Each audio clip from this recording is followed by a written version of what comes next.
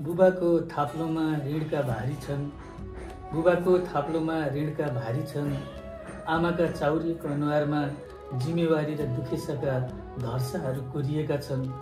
मानव गरिबी र अभावको क्यानभासभित्र, मानव गरिबी र अभावको क्यानभासभित्र उसको सिङ्गो जीवनको एउटा कुरूप तस्बिर कोरिएको छ।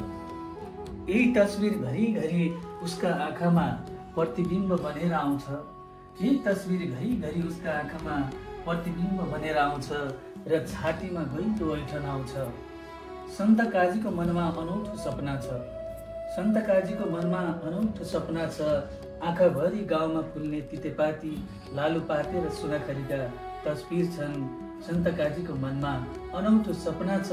आँखाभरि गाउँमा फुल्ने तितेपाती, लालुपाते र सुनाखरीका तस्बिर छन्।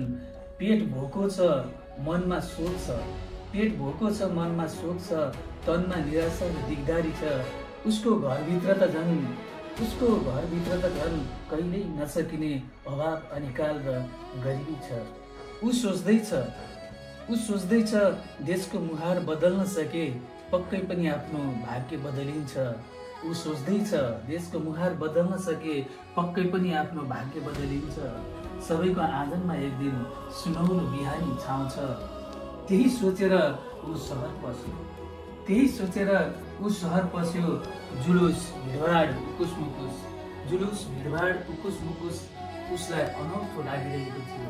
केही क्षणपछि देशको अस्मितामा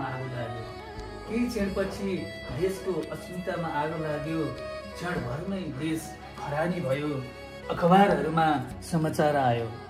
त्यसपछि अखबारहरूमा समाचार आयो, जेएनजी आन्दोलनका नाउँमा सन्त काजीले छातीमा गोली खायो र ऊ शहीद भयो। त्यसपछि जेएनजी आन्दोलनका नाउँमा सन्त काजीले छातीमा गोली खायो र ऊ शहीद भयो। धन्यवाद।